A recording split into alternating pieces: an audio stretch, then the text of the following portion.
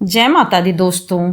जैसा कि दोस्तों हिंदू धर्म में एक एक व्रत करके आते जाते रहते हैं और हमारी उसी प्रकार से पूर्णिमा पूरे साल भर में हर महीने में पूर्णिमा होती है, परंतु शरद पूर्णिमा का विशेष रूप से महत्व है। शरद पूर्णिमा के दिन यदि हम कोई कार्य करते हैं तो वह हमारे लिए बहुत ही फलदायी होता है और पुण्य प्रदान करने वाला होता है।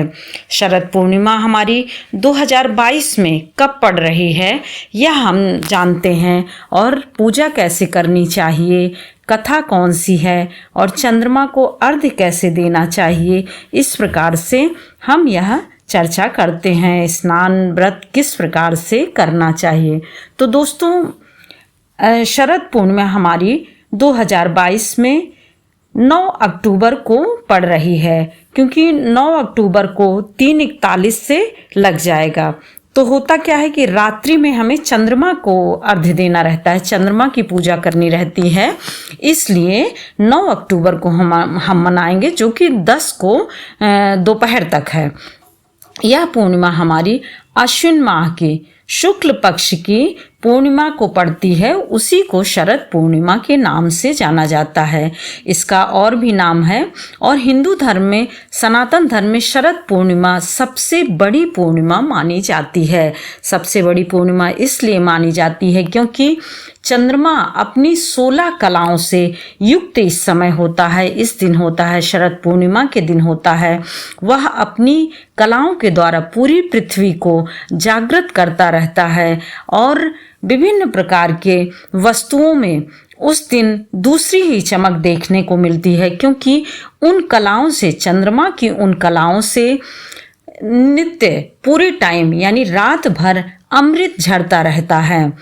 शास्त्रों में कहा गया है कि राम ने जन्म लिया 12 कलाओं से युक्त, कृष्ण ने लिया 14 कलाओं से युक्त, और चंद्रमा जो है, जबकि चंद्रमा इस दिन 16 कलाओं से सुसज्जित रहता है।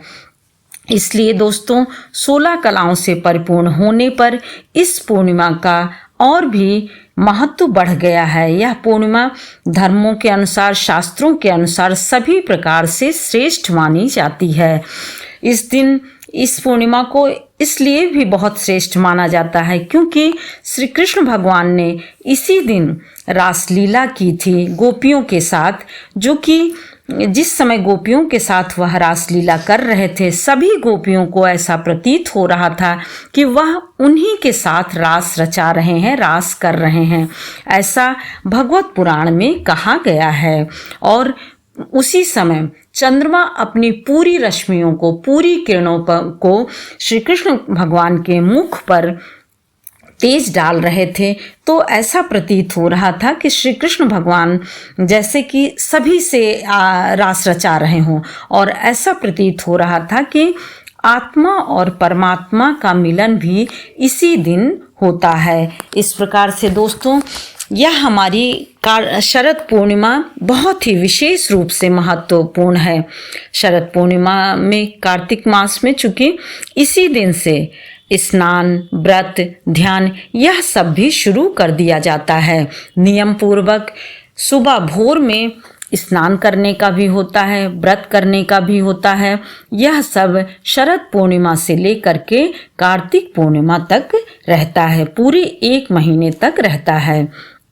इस पूर्णिमा पर एक और कथा है कि इसी रात्रि लक्ष्मी माता संयोग से पृथ्वी पर विचरण करने के लिए निकली, और उन्होंने ऐसी जो है अद्भुत छटा चंद्रमा की देखने के बाद कहा कि कौन है ऐसा जो इस रात्रि में जग रहा है। जो भी इस रात्रि को जगेगा उसको सभी प्रकार से धन धान्य से भरे रहेंगे और उनको सभी प्रकार से उनकी उन्नति होती रहेगी। ऐसा शास्त्रों पुराणों में लिखा हुआ है कि इस दिन लक्ष्मी की भी पूजा की जाती है। लक्ष्मी की पूजा करने से, जो लोग लक्ष्मी की पूजा करते हैं, उनके रोजगार और उनकी सारी चीज़ें यानी लक्ष्मी बढ़ती रहती हैं, दिन दूनी रात चौगुनी बढ़ती रहती हैं। इस दिन दोस्तों ऐसी मान्यता है, इसीलिए जो कि अमृत झरता रहता है, इसीलिए ऐसी मान्यता है कि यदि खीर बनाकर इस रात्रि को हम रख देते हैं और उस खीर को सभी सदस्यों को यदि हम खिलाते हैं, घर के लोगों को, तो उनकी बहुत सारी बीमारियां तो ऐसे ही समाप्त हो जाती हैं और वह स्वस्थ हो जाते हैं।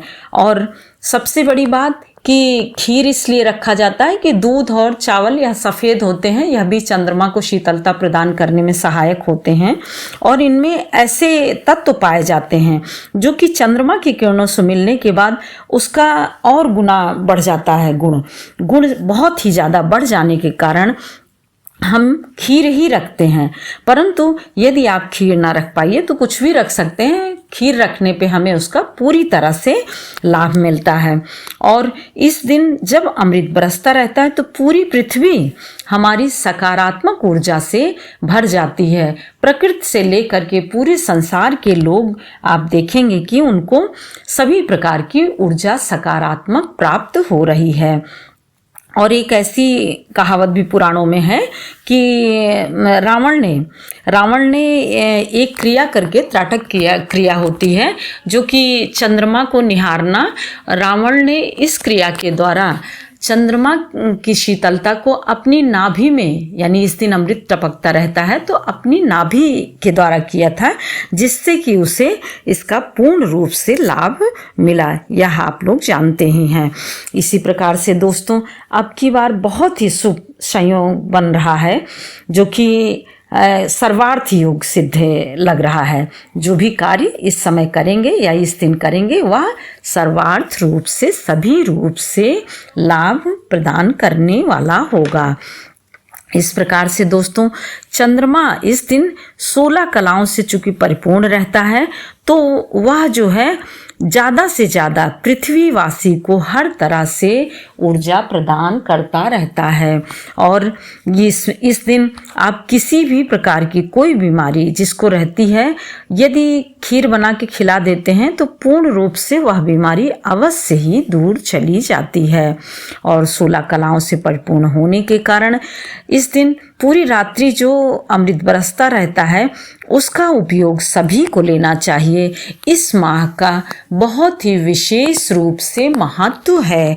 जय माता दी दोस्तों, फिर मिलते हैं एक और नए वीडियो के साथ। तब तक के लिए शुभ पूर्ण।